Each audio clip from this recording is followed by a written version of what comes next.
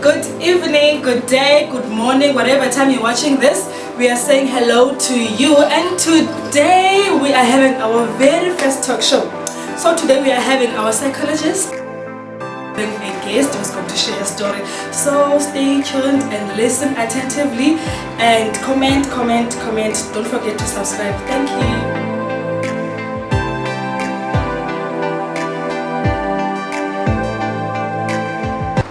Hi everyone, welcome to EOLC Walker. I'm Sanelisiwe, your host, and today we have this beautiful guest, Vena, who's going to share a story with us. Say hi, Lisa. Hi. Hi guys, I'm Lisa and my name is Vena, and I'm here tonight to share my story. So Lisa, tell us, how were you diagnosed? I was diagnosed in 2015.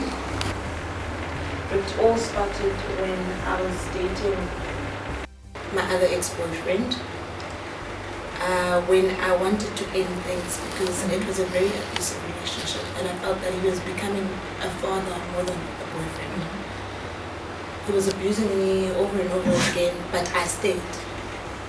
All in the name of love and all in the name that he would change. And then when I finally decided, you know what, I'm leaving this person, I told him it's over. I changed from place to place, from Coston to Shoda, from Shoda to Green Acres, from Green Acres to Humewood. It was a lot and it was very draining. Was this your way of hiding away from him?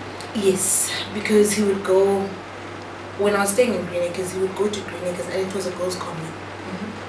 He would go to Green Acres, go harass the girls, ask where am I, open each and every single room, and just leave them in a trauma.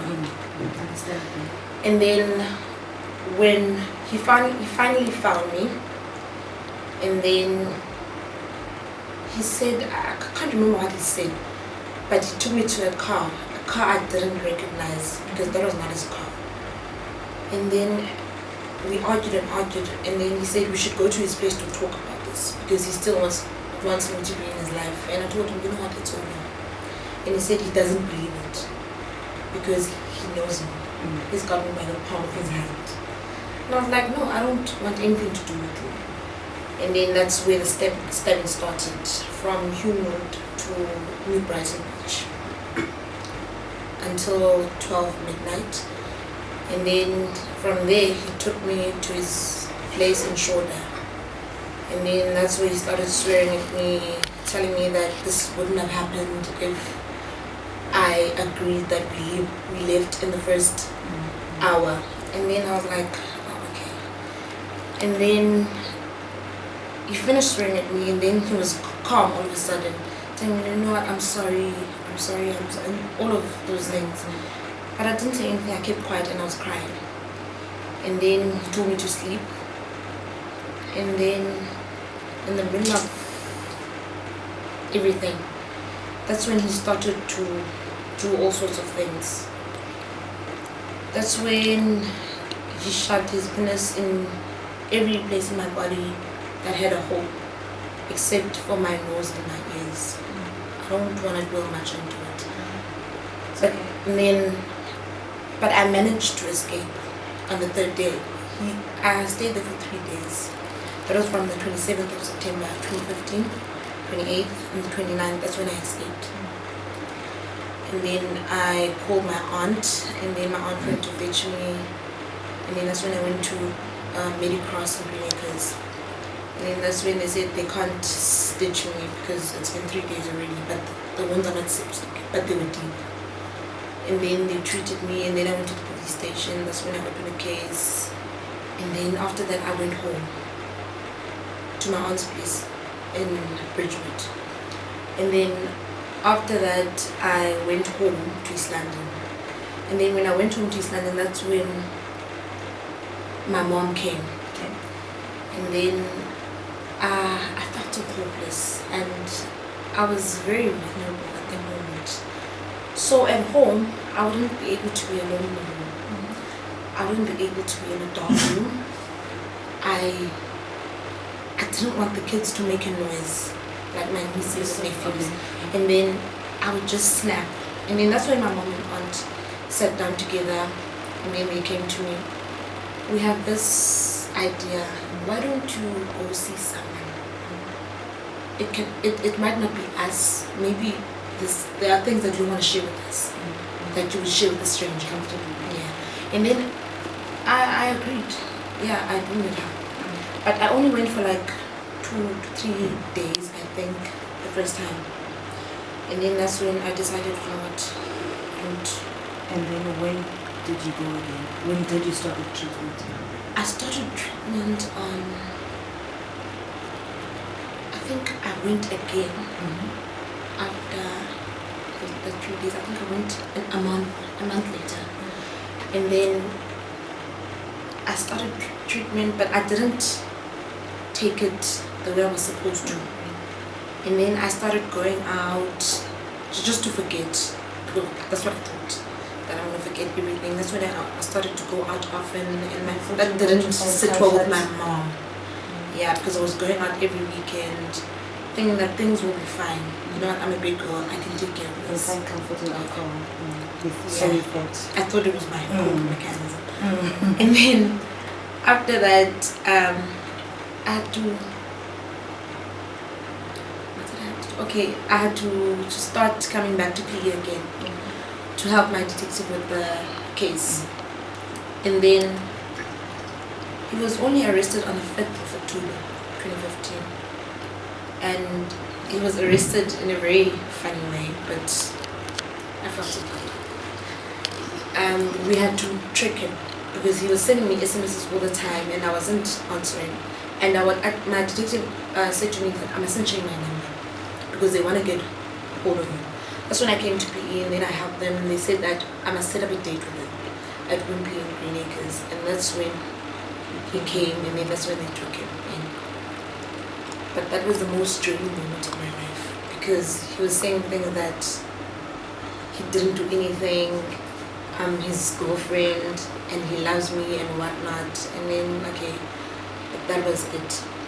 But I was diagnosed thoroughly in 2016, the following year.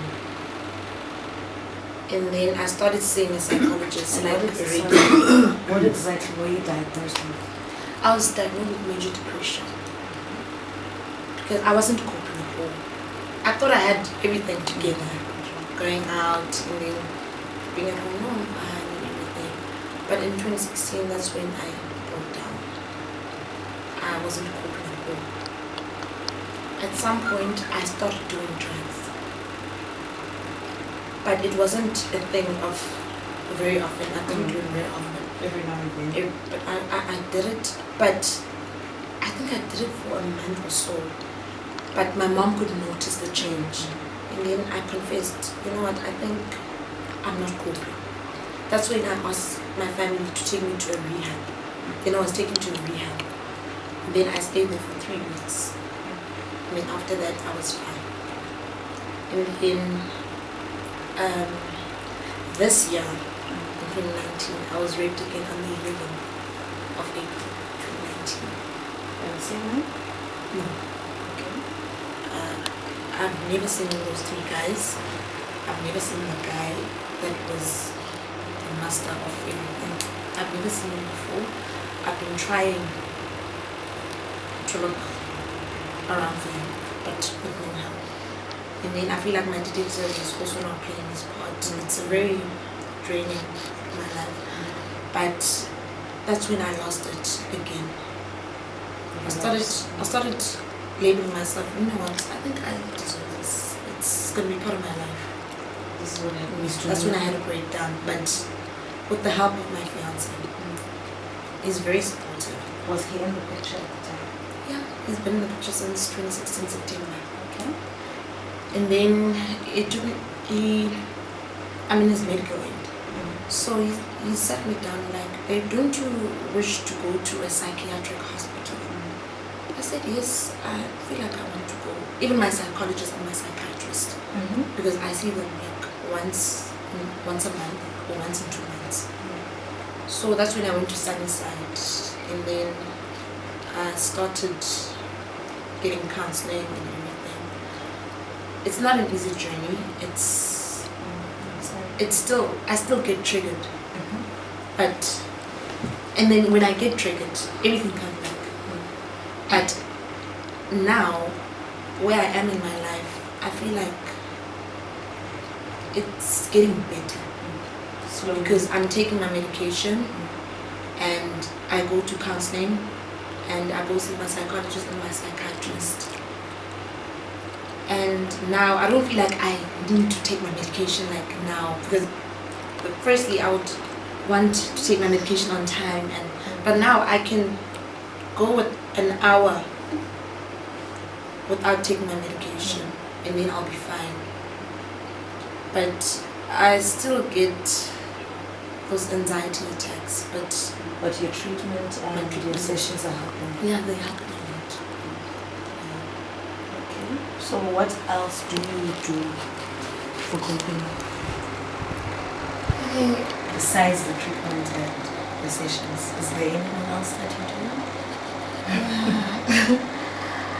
I sit with my fiance and then we watch movies, and then what I like about him is that he's very understanding, and that when I tell him like, you know what, I don't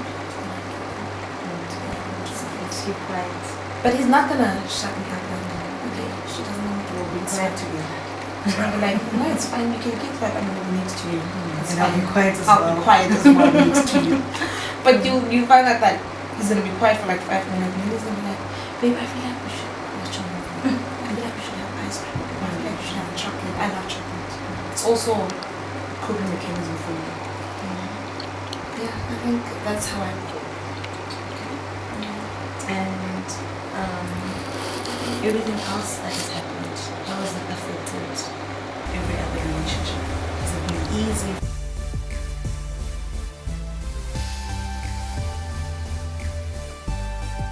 Thank you everyone for watching that. Thank you, Lisa. Just want to say you are very strong. Okay? And we are so glad that she has been able to open up and tell us her story. This goes to show that you are not alone, just like she said, and that you can overcome whatever you are going through. And if you are not the person that is going through anything that affects the mental health, then you can always be support, like the fiance and the mom. You're very lucky, eh? And just know that it's okay to break down. Yeah. Yeah. Okay.